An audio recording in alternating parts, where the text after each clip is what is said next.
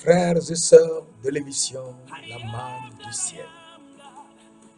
La manne jaillit toujours abondamment du ciel et nous donne la vie de Jésus-Christ. Nous revigore afin que nous soyons prêts pour retourner à lui dans les cieux. C'est notre nourriture, la manne du ciel. Car notre âme ne vit que de la parole de Dieu. Cette émission est présentée par le serviteur Jules Komlan Sossou de l'église missionnaire Philadelphie de Christ à Lomé, au Togo. Nous sommes très heureux de partager avec vous ces moments de joie et de grâce. Car c'est une grâce extraordinaire que le Seigneur nous donne afin que nous soyons toujours ensemble et partager ses paroles. Et nous sommes dans la série Abraham et Ketura. Et c'est une série très très importante afin qu'on sache que Dieu nous a dit un jour, il a parlé à Abraham, à Our en Chaldée. Et Abraham et son père Terah, ils ont quitté Our en Chaldée et ils sont venus rester à Charan. Alors qu'ils allaient dans le pays de Canaan. Pourquoi Dieu de gloire a-t-il dit à Abraham de quitter Our en Chaldée et de venir dans le pays de Canaan? Mes frères, mes sœurs, il faut qu'on le sache. Pourquoi Dieu de gloire a fait partir Abraham d'Our en Chaldée jusqu'à Canaan? Et donc, il faut qu'on se rappelle, et c'est très important, que nous tous les habitants de la terre, qu'on soit des milliards et des milliards, nous venons tous d'un seul grand-père, Noé. Car Dieu, après le déluge, il y a eu sur toute la terre, le déluge, il n'y a eu sur toute la terre que Noé, sa femme, ses 3 enfants, Japheth, Sem et Cham et leurs 3 femmes. Ça fait 8. 8 personnes. 8 personnes. Seulement sur toute la terre. Et ces 8 ont commencé à faire des enfants. Et un jour, Noé s'est enivré. Et Cham l'a vu et s'est moqué de lui. Et les 2 autres, Japheth et Sem, ont pris un manteau et sont partis couvrir à reculons. Ils sont partis couvrir leur père. Et à son réveil de l'ivresse, ils lui ont dit que Cham l'a vu et s'est moqué de lui. Alors, Noé, au lieu de parler à son fils, de raisonner son fils, de lui faire des remontrances, que ça ne se fait pas quand on voit son père ivre ou nu, on ne se moque pas de lui. Eh bien, il n'a rien dit à Cham, son fils, mais il est parti maudire le premier fils de Cham, qui s'appelle Canaan. Il a dit, maudit soit Canaan, tu seras l'esclave des esclaves de tes frères. Et donc nous voyons que dans Genèse 9, versets 25 à 27, Canaan a été maudit par Noé. Oh, Dieu n'aime pas que l'on maudisse les gens. C'est très important. Il ne faut pas maudire. Il a dit d'ailleurs à Abraham, je te bénirai et je bénirai ceux qui te béniront. Mais ceux qui te maudiront, c'est moi-même, je vais les maudire. Et Noé a maudit Canaan et Canaan est resté comme tel. Finalement, Canaan est devenu un idolâtre. Et Dieu de gloire, le Tout-Puissant, a fait partir Abraham d'Our en Chaldée pour le pays de Canaan. Et ils se sont arrêtés à Charan.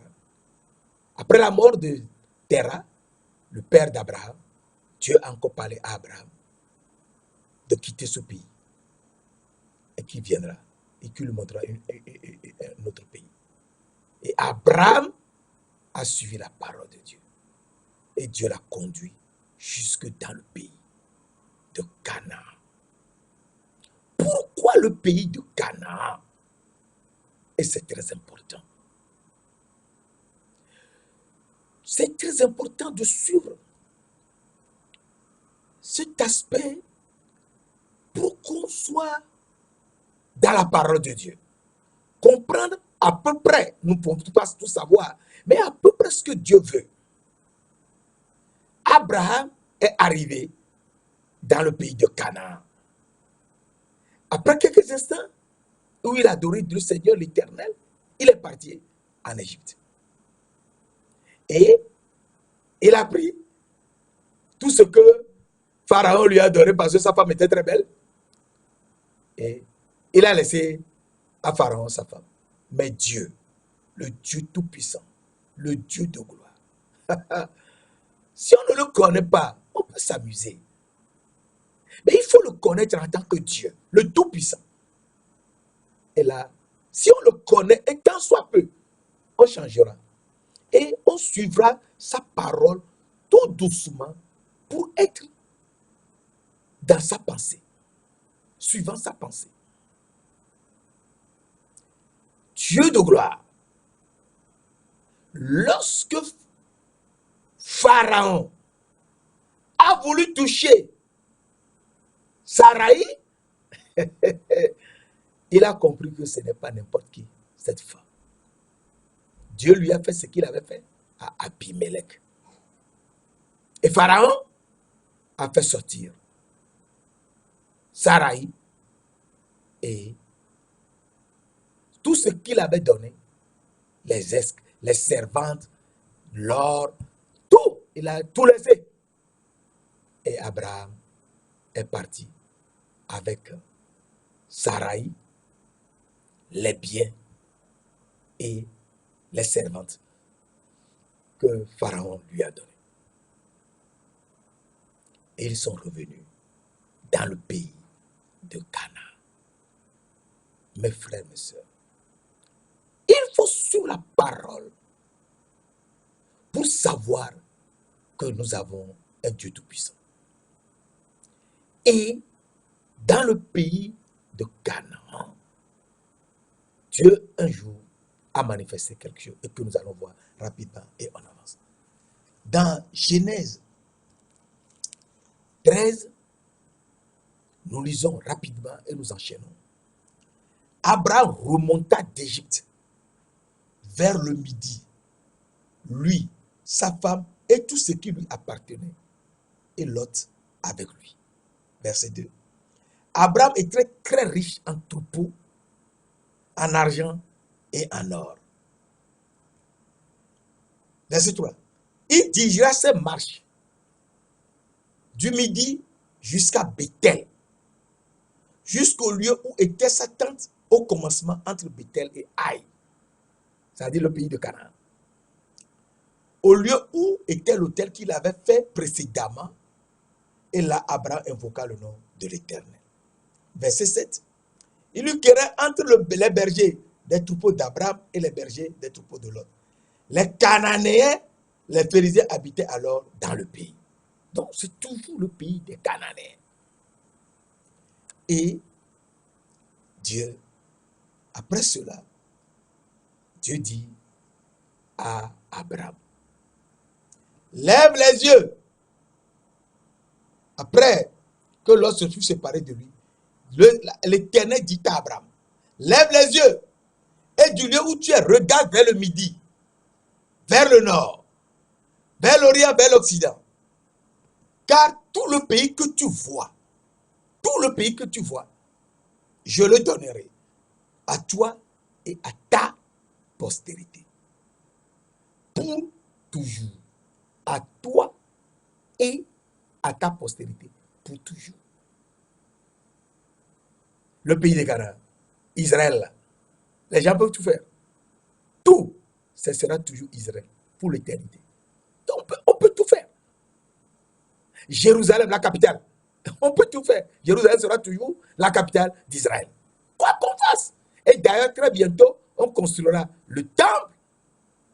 On va reconstruire le temple de Salomon. Oui, il n'y a qu'un seul mur très long. On construira ce temple. Très bientôt. Et là, il faut être réveillé. Que nous sommes vers la fin. Non pas la fin du monde, mais la fin pour que les enfants de Dieu partent au ciel. Alors, nous voyons que dans Genèse 15, un point très important, après ces événements, l'Éternel, la parole de l'Éternel fut adressée à Abraham dans une vision et dit, Abraham, ne crains point, je suis ton bouclier et ta récompense sera très grande. Mes frères et mes sœurs, il faut qu'on sache que Abraham a vu cela et Dieu lui a dit qu'il aurait un héritier. Abraham eut confiance à l'Éternel qui le lui imputa à justice. Alors, nous comprenons que l'Éternel a fait à Abraham des choses extraordinaires. Et il dit que il va le bénir et il bénira également la postérité d'Abraham. Et donc, nous comprenons que Dieu de gloire qui fait cela est Melchisédek. Et ce Melchisédek, lorsque Abraham revenait de la défaite des rois, Melchisédek lui a dit quelque chose. Je reprends ce passage pour qu'on comprenne que Abraham doit rester dans le pays de Canaan. Alors, dans Genèse 14, verset 17, et nous lisons rapidement, après qu'Abraham fut revenu vainqueur de Kadel-Laomar et des rois qui étaient avec lui, le roi de Sodome sortit à sa rencontre dans la vallée de Chavé, qui est la vallée du roi. Melchisédek, roi de Salem, fit apporter du pain et du vin. Melchisédek, roi de Salem, fit apporter du pain et du vin. Il était sacrificateur du Dieu très haut. Il bénit Abraham et dit, béni soit Abraham par le Dieu très haut, maître du ciel et de la terre. Béni soit le Dieu très haut qui a livré en tes mains tes ennemis. Et Abraham, lui donna la dîme de tout. Mais avant qu'Abraham lui donne la dîme de tout, Melchisédek l'a béni et lui a donné du pain et du vin. Donc, il faut comprendre que c'est Melchisédek qui est le Dieu Tout-Puissant.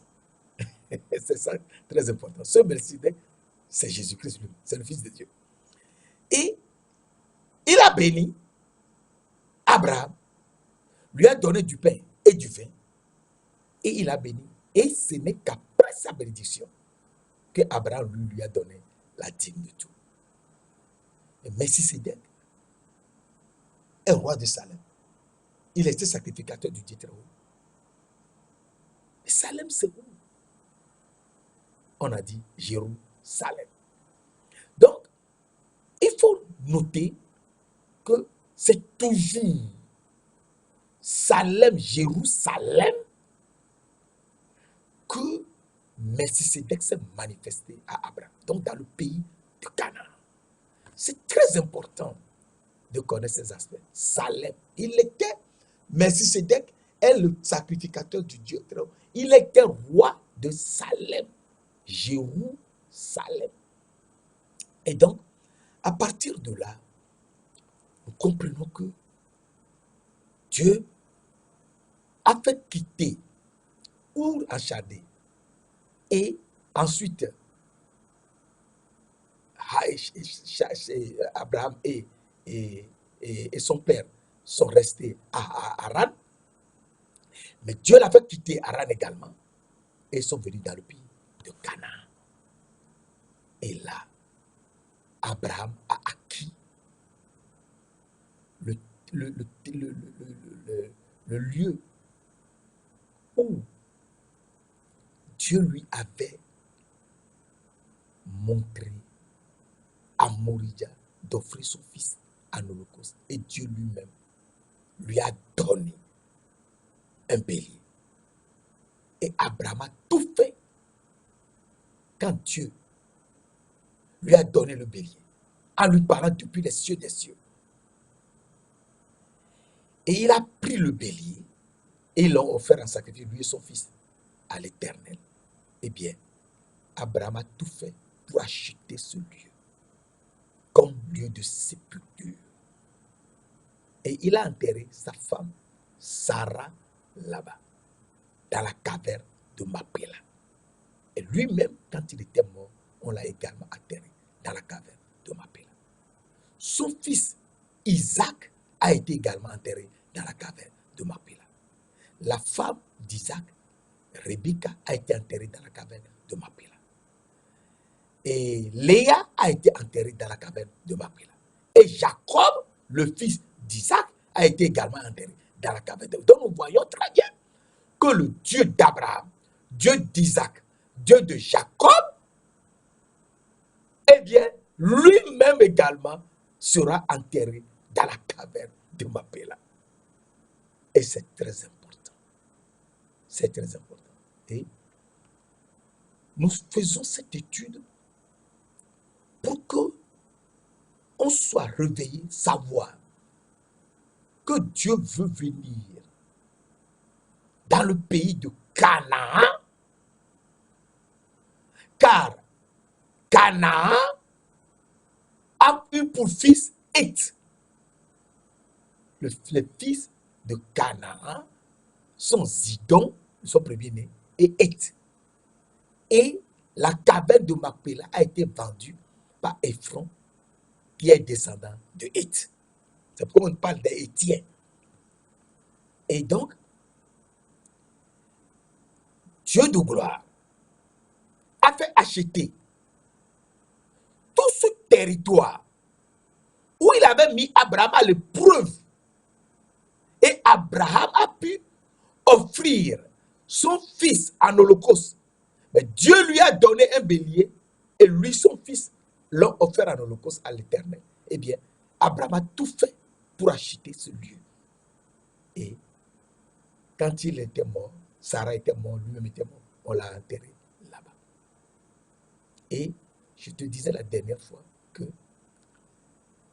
Abraham a pris une troisième femme qui s'appelle Ketura.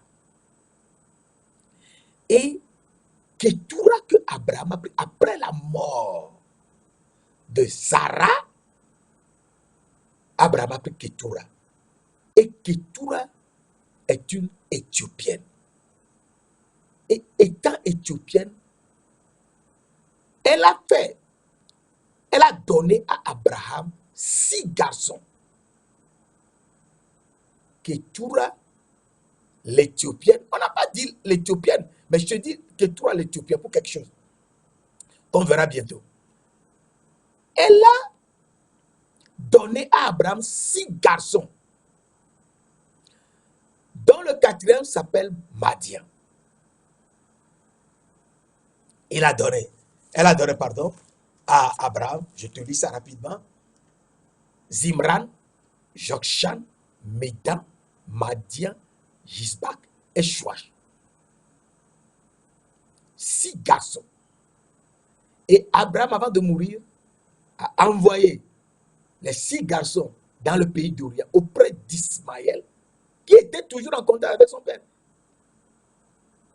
Et ils sont partis dans le pays d'origine d'Abraham, qui est ou en Chaldée, dans le pays d'Irak, dans le pays d'Orient. Et là, les 6 garçons sont partis.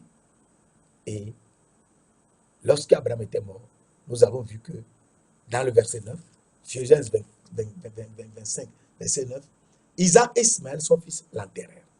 Donc Ismaël était bien au courant, était toujours en contact avec Abraham. Et ils l'ont enterré et les 6 garçons étaient restés avec Ismaël. C'est pourquoi on les appelle d'ailleurs des Ismaélites. Et je t'avais dit la dernière fois que Joseph, qui avait de grands rêves, le Seigneur Dieu Tout-Puissant lui donnait des rêves. Et quand il donne ses rêves, qu'il est supérieur à ses frères, les frères le prennent toujours en aversion. Et un jour, quand Joseph était arrivé, leur apportant la nourriture, ils l'ont attrapé, lui ont enlevé son habit multicolore et l'ont jeté dans un citerne pour qu'il meure là. Et ils ont commencé à manger. Alors, des Madianites, ces Madianites, passaient, ces Madianites qui vendaient de la myrrhe, un peu de tout, mais ce sont des vendeurs, des marchands. Ils ont accepté, alors qu'ils ne vendaient pas, ils n'achetaient pas des esclaves, ils ont accepté d'acheter Joseph comme esclave et l'ont amené en Égypte, où Potiphar, l'officier de Pharaon, ce jour, était venu pour acheter un esclave. Et il a vu l'esclave que les Madianites ont amené. Ce n'est que ça qui lui a plu. Et Potiphar a acheté Joseph et l'a amené à la maison. Je voudrais te dire par là que rien ne peut t'arriver dans ce monde que Dieu a fait. Rien. Rien ne peut t'arriver. Tout ce qui t'arrive, il faut prendre ça comme une preuve. Et prier le Seigneur, Dieu de gloire, le remercier pour cette épreuve, parce qu'au-delà de cette épreuve, il veut te montrer quelque chose. Parce qu'il avait mis Abraham à l'épreuve. Et lui a donné lui-même un bélier, d'offrir son fils à Moridja. Genèse 22. Et il a offert à Abraham et à son fils un bélier. Et donc, l'épreuve, c'est ça qui nous fait grandir. Il ne faut pas s'emmerder, se gesticuler, parler. Non, il faut accepter les épreuves et voir la main de Dieu. Il faut voir la main de Dieu. Moi-même qui te parle, les épreuves qui m'arrivent sont terribles. Mais, croyant en Dieu qui m'a amené sur cette terre, je fais confiance. J'accepte les épreuves et je prie et le Seigneur m'en dégage toujours. Alors, je crois que toi aussi, il t'en fera de plus grandes choses que moi. Et alors, nous voyons que Abraham, à qui Dieu a fait des choses aussi extraordinaires, a eu la pensée de suivre le Seigneur qui lui a donné un bélier à la place de son fils. Il a compris que ce Dieu, c'est le Tout-Puissant. Le Tout-Puissant. Et aujourd'hui, nous voudrons voir le cas de Moïse. Et le cas de Moïse que nous voudrons voir est un cas très important. Car Joseph, qui a été acheté, eh bien, il était devenu premier ministre en Égypte. Mais Moïse, lorsque nous analysons le cas de Moïse, c'est un cas encore plus terrible. Car dans Genèse 2, dans Exode 2, pardon, nous lisons Exode 2, versets 1 à 9, et nous choisissons rapidement. Un homme de la maison de Lévi avait pris pour femme une fille de Lévi. Donc, Moïse est un Lévi. C'est clair, c'est net. Son père est Lévi, sa mère est Lévi. Cette femme devint enceinte et enfanta un fils. Elle vit qu'il était beau et elle le cacha pendant 3 mois. Parce que Pharaon avait décidé que tout garçon hébreu doit être tué. Et les sages-femmes égyptiennes ne le faisaient pas. Car les femmes hébreuses accouchaient avant d'arriver. Et ne pouvant plus le cacher, verset 3, ne pouvant plus le cacher, elle prit une caisse de jonc qu'elle enduisit de bitume et de poids. Elle y mit l'enfant et le déposa dans le roseau sur le bord du fleuve. Verset 4. La sœur de l'enfant se tint à quelque distance pour savoir ce qui lui arriverait. La fille de Pharaon descendit au fleuve pour se baigner. Et ses compagnes se promenaient le long du fleuve. Elle aperçut la caisse au milieu des roseaux. Et elle envoya sa servante pour la prendre. Elle l'ouvrit et vit l'enfant. Mais ce qui est extraordinaire, c'est que ce jour, c'est la fille, la sœur de Pharaon, même, qui vient au fleuve et trouve l'enfant. Mon frère, je voulais te dire, je le répète toujours, qu'il n'y a pas de hasard. Dieu sait ce qu'il te fera, ce qu'il me fera, ce qu'il nous fera nous tous. Il ne faut pas qu'on se gêne. Et c'est tout. Ce sont des petits épreuves. Et nous les surmonterons toujours. Alors, elle vit l'enfant. C'était un petit garçon qui pleurait. Elle en eut pitié.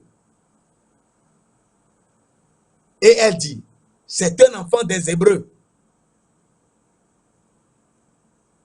Alors, la sœur de l'enfant dit à la fille de Pharaon, veux-tu que j'aille te chercher une nourrice parmi les femmes des Hébreux pour allaiter cet enfant? Va, lui répondit la fille de Pharaon.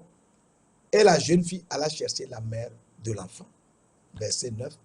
La fille de Pharaon lui dit, emporte cet enfant et allaite-le pour moi. Je te donnerai ton salaire. La femme prit l'enfant et l'allaita. Quand il eut grandi, elle l'amena à la fille de Pharaon. Et il fut pour elle comme un fils. Elle lui donna le nom de Moïse. Car, dit-elle, je l'ai retiré des eaux. La maman de Moïse allaitait Moïse, allaitait l'enfant. C'était la fille de Pharaon qui lui a donné le nom de Moïse. Je l'ai retiré des eaux. Celui qui a retiré des eaux. Et elle allaitait son propre fils. Et la fille de Pharaon payait la maman de Moïse. Vraiment, Dieu, il est Seigneur. C'est lui le Dieu de gloire. Il te rend riche. C'est la bénédiction de l'Éternel qui enrichit. Et il ne la fait suivre d'aucun chagrin. Proverbe 10, verset 20. Il ne faut jamais l'oublier. Hein? C'est avec ça que tu te guides tous les jours. Proverbe 10, verset 22. C'est la bénédiction de l'Éternel qui enrichit. Et il ne la fait suivre d'aucun chagrin. Donc, nous voyons que à Moïse, quand il est plus grand, la femme, sa mère, l'a amené à la fille de Pharaon. Et donc, Moïse a grandi dans la maison de Pharaon. Et un jour, un Égyptien frappait un Hébreu et Moïse est intervenu. Et il a dû tuer l'Égyptien. Et l'a caché dans le sable. Alors, je te lis Exode 2, verset 12. Verset 11-12. En ce temps-là, Moïse, devenu grand, se rendit vers ses frères et fut témoin de leurs pénibles travaux. Il vit un Égyptien qui frappait un Hébreu d'entre ses frères. Verset 12. Exode 2, hein? Je lis toujours Exode 2. Il regarda d'un côté et d'autre. Et voyant qu'il n'y avait personne, il tua l'Égyptien et le cacha dans le sable. Il tua l'Égyptien parce qu'il frappait son frère un Hébreu et le cacha dans le sable. Il sortit le jour suivant et voici deux Hébreux se querellaient. Il dit à celui qui avait tort, pourquoi frappes-tu ton prochain? Et cet homme répondit, qui t'a établi chef et juge sur nous? Penses-tu me tuer comme tu as tué l'Égyptien? Moïse eut peur et dit, certainement la chose est connue. Oui, la chose est connue.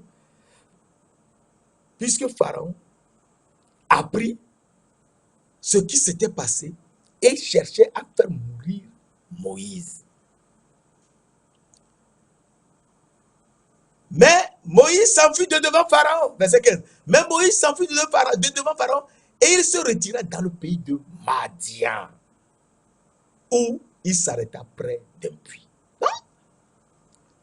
Moïse, qui a été recueilli par la fille de Pharaon, eh bien, Moïse a tué un Égyptien. Pharaon a voulu le tuer et il a fui, ne sachant où aller. Il fuyait et il était arrivé dans le pays de Madian. Madian, le quatrième des fils que Ketura a donné à Abraham. Mes frères, mes sœurs, il n'y a pas de hasard. Il faut qu'on suive la parole de Dieu. Et nous serons prêts pour repartir dans les cieux des cieux. Car nous sommes des âmes vivantes, invisibles, mais que Dieu a mis dans la poussière de la terre et qu'il faut qu'on ait la sagesse de Dieu. Et la sagesse de Dieu, c'est de craindre l'Éternel et de s'éloigner du mal. Job 28, verset 28. Et donc, Moïse a fui devant Pharaon, ne sachant où aller. Il allait et s'est retrouvé à Madian, dans le pays de Madian, où il s'arrêta près d'un puits. Verset 7. Le sacrificateur de Madian avait 7 filles. Elles vinrent puiser de l'eau et elles remplirent les eaux pour abreuver le troupeau de leur père. Les bergers arrivèrent et les chassèrent. Alors Moïse se leva, prit leur défense et fit boire leur troupeau. Moïse se leva, prit la défense des jeunes filles et fit boire leur troupeau. Les filles étaient très contentes et ont invité Moïse de les suivre à la maison. Quand elle fut de retour auprès de Reuel, leur père, il dit, pourquoi revenez-vous si tôt aujourd'hui? Elle répondit, un Égyptien nous a délivrés de la main des bergers. Et même il nous a puisé de l'eau et a fait boire le troupeau. Leur père dit, où est-il? Et on fit venir Moïse. Alors, Reuel, qui est sacrificateur de Madian, donc c'est un Madianite, mais lui il est sacrificateur du Dieu Tout-Puissant, comme Abraham, qui est prophète. Eh bien, il a commencé à causer avec cet Égyptien. Et dans leur conversation, Moïse lui fait comprendre qu'il n'est pas égyptien, qu'il est hébreu. Et qu'un Égyptien frappait son frère hébreu, il a intervenu, il a tué l'Égyptien. Et que Pharaon a voulu le faire mourir, c'est pourquoi il a fui. Et le sacrificateur Reuel, qui s'appelle Jéthro, lui dit, mais tu es un hébreu? Il dit, oui, il est un hébreu. Ce n'est pas possible. Et Jéthro lui fait comprendre que s'il est hébreu, il est son frère. Moïse dit, comment? Mais tu es mon frère. Et Reuel fait comprendre à Moïse que Abraham a eu une première femme qui s'appelait Agar, qui lui avait fait Ismaël. Et que sa propre femme Sarah lui a donné Isaac. Et Isaac ensuite a donné Ésaü et Jacob. Et de Jacob, eux qui sont Lévi sont sortis de Jacob. Jacob a eu 12 garçons, dont Lévi, qui est le troisième. Lui, Moïse, fait partie des Lévi. Mais qu'à la mort de Sarah, Abraham, leur grand-père à tous, a pris une autre femme. Et cette femme, leur grand-maman, a fait à Abraham 6 garçons, dont le quatrième est Madian. Et que lui, il est sorti de la lignée de Madian. Donc, ils sont frères. Et ils se sont embrassés. Et pour lui prouver qu'effectivement ils sont frères, Jéthro a donné à Moïse la première de ses filles, qui s'appelait Séphora. Je te lis.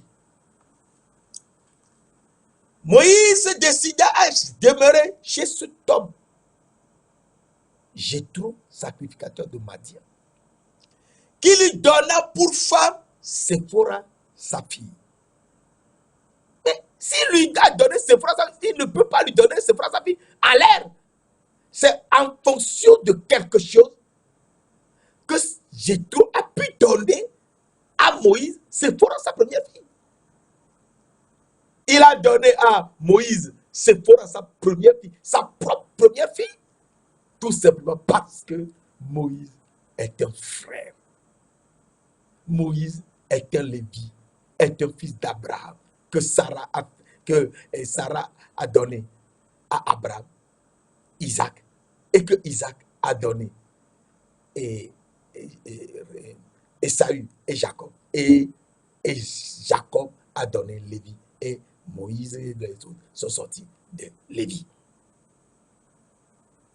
Et pour montrer à Moïse qu'ils sont frères, il lui a donné sa première fille, Séphora. Et donc, Séphora enfanta un fils à Moïse qu'il appela du nom de Gershom, c'est-à-dire j'habite un pays étranger. Moïse dit j'habite un pays étranger. Il ne sait pas ce que Dieu veut faire. Alors, un jour, Moïse, après beaucoup d'années, il était chez Jéthro avec sa femme Séphora, qui lui a fait Gershom et ensuite Eliezer. Parce que Séphora lui a fait 2 garçons. Gershom, j'habite un pays étranger, et Eliezer. Dieu a entendu ma voix, mes miséricordes. Et il m'a fait miséricorde. Et Moïse a amené le troupeau de Jéthro Horeb, à montagne de Dieu. Et là, il se passe quelque chose. Alors nous lisons Exode 3 pour nous situer et comprendre la parole. Moïse faisait paître le troupeau de Jéthro, son beau-père, sacrificateur de Madian. Il est sacrificateur de Madian, donc c'est un Madianite. Il est de la lignée de Madian, le quatrième des 6 fils que Ketura a donné à Abraham. Il mena le troupeau derrière le désert et vint à la montagne de Dieu à Horeb. Un jour. Verset 2. L'ange de l'Éternel, lui apparut dans une flamme de feu. L'ange de l'Éternel lui apparut dans une flamme de feu. Très important. Dans une flamme de feu. Au milieu d'un buisson, Moïse regarda. Et voici le buisson était tout en feu. Et le buisson ne se consumait point. Hein? Le buisson était en feu, mais ne se consumait point. Non. Alors, Moïse dit, quelle est cette vision? Le buisson était en feu, mais ne se consumait point. Oui. Alors Moïse dit, je vais me détourner pour voir. Quelle est cette grande vision? Et pourquoi le buisson ne se consumait point? Alors il s'est passé quelque chose. Il a vu l'ange de l'Éternel dans le buisson en feu. Et l'Éternel vit qu'il se détournait pour voir. On a parlé de l'ange de l'Éternel qui lui apparut dans une flamme de feu au milieu d'un buisson. Et l'Éternel vit. Donc l'ange de l'Éternel est l'Éternel qui vit. Donc c'est l'ange de l'Éternel qui voit. C'est lui qu'on appelle l'Éternel. Oui, c'est lui qu'on appelle l'Éternel. L'ange de l'Éternel, c'est l'Éternel. C'est très important. L'ange de l'Éternel vit qu'il se détournait pour voir. Et Dieu l'appela. Et Dieu l'appela du milieu du buisson et dit, Moïse, Moïse. Et il répondit, me voici. Ce n'est pas possible. L'ange de l'Éternel lui apparut dans une buisson en feu. C'est l'ange de l'Éternel. Et Moïse se détournait pour voir quelle est cette grande vision. Et l'Éternel appela Moïse, voyant qu'il se détournait pour voir. Donc l'ange de l'Éternel, c'est l'Éternel. Et Dieu l'appela. Donc l'ange de l'Éternel, c'est l'Éternel et c'est Dieu. Dieu l'appela et du milieu du buisson, toujours, il est toujours au milieu du buisson, en feu. Et dit, Moïse, Moïse. Il répondit, me voici. Verset 7. Dieu lui dit, ce n'est pas possible. Mes frères, mes soeurs, c'est ça la parole de Dieu. Il faut qu'on suive la parole pour qu'on soit réveillé. Sinon, on criera, on dira beaucoup de choses, mais on restera à un même point, dans la chair. Alors, Dieu dit, n'approche pas d'ici, ôte les souliers de tes pieds, car le lieu sur lequel tu te tiens est une terre sainte. Et il ajouta, verset 6, qui est très important. Je suis le Dieu de ton père, le Dieu d'Abraham, Le Dieu d'Isaac est le Dieu de Moïse, est le Dieu de Jacob, est le Dieu de Jacob. Je suis le Dieu de ton père. Le Dieu d'Abraham, le Dieu d'Isaac est le Dieu de Jacob. Moïse se cacha le visage car il craignait de regarder Dieu. Il craignait de regarder Dieu. Mes frères, mes sœurs, Moïse se cacha le visage. Et il est très important de savoir que le Dieu qui parle à Moïse du milieu du buisson en feu, c'est l'Éternel. Et l'Éternel, c'est l'ange de l'Éternel. Donc l'ange de l'Éternel, c'est l'Éternel et c'est Dieu. Il faut savoir cela, que l'ange de l'Éternel, c'est l'Éternel et c'est Dieu. Il ne faut pas oublier que pour Abraham, l'ange de l'Éternel lui parla depuis les cieux et dit, parce que tu as fait cela et que tu ne m'as pas refusé ton fils, ton unique. C'est ça qu'il sait maintenant que Abraham craint Dieu et que tu ne m'as pas refusé. Donc c'est lui qui est Dieu, l'ange de l'Éternel qui parle depuis les cieux, c'est lui qui est Dieu. Et dans le verset 15-16, il dit, l'ange de l'Éternel lui parla une seconde fois des cieux et dit, je le jure par moi-même, parole de l'Éternel. Donc, l'ange qui est en train de lui parler depuis les cieux, c'est l'Éternel. Je te multiplierai, je te bénirai. Il a beaucoup de choses. Et donc, nous voyons que l'ange de l'Éternel, qui est l'Éternel et qui est Dieu, c'est le Dieu d'Abraham, le Dieu d'Isaac et le Dieu de Jacob. Qui veut nous révéler quelque chose. Et il est apparu à Moïse dans le pays de Madian, là où se trouve le sacrificateur de Madian. Et il lui dit, j'ai vu la souffrance de mon peuple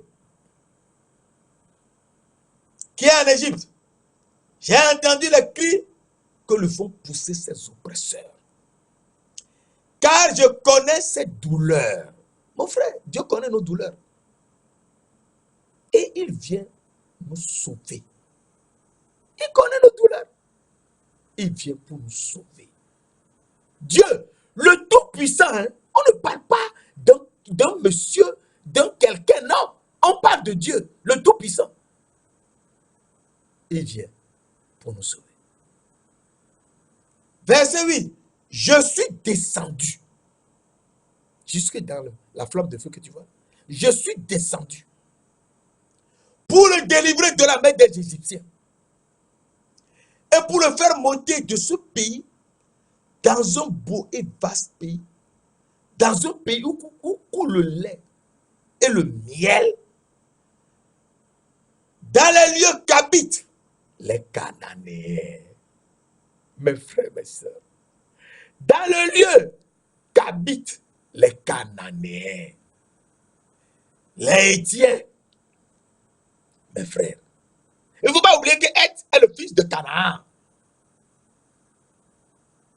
Dans le pays qu'habitent les Cananéens. Donc, il veut délivrer son peuple de la main des Égyptiens et le reconduire dans le pays de Canaan. Dans le pays de Heth, le fils de Canaan. Mes frères, mes sœurs. Donc, Moïse doit tout faire par la puissance de Dieu lui-même et reconduire le peuple d'Égypte dans le pays de Canaan. Dans le pays de Canaan. C'est très important car il faut qu'on sache que Dieu veut faire quelque chose dans le pays de Canaan. Et c'est pour ça, il dit à Moïse de retourner dans le pays de Canaan. Or, Moïse est né en Égypte. Et tous les fils, les descendants de Jacob, à cause de Joseph qui est devenu premier ministre en Égypte, ont quitté le pays de Canaan depuis et sont venus habiter en Égypte. Y compris Jacob lui-même dans ces derniers jours. Et Dieu suscite Moïse qui a pris une sœur. Ça, il ne sait pas que c'est sa sœur, mais Jéthro le lui a fait comprendre, mais il ne croit pas lui-même. Et Dieu lui dit de retourner dans le pays de Canaan. Saint-Esprit, Esprit du Dieu de gloire, Esprit de gloire, Esprit Saint, est le seul esprit, le même esprit. Nous te louons, nous te glorifions, car c'est toi qui nous conduis, qui est devant nous, qui a mis ta main sur nous et qui ne nous couvre pas derrière. C'est toi qui mets ta parole dans notre bouche pour qu'on l'annonce à tout le monde. Donne-nous la sagesse dans laquelle tu nous as mises, afin qu'on puisse annoncer ta parole partout et qu'on soit ton serviteur, les prophètes. Merci de nous l'avoir fait au nom précieux de notre Seigneur Jésus-Christ de Nazareth. Amen.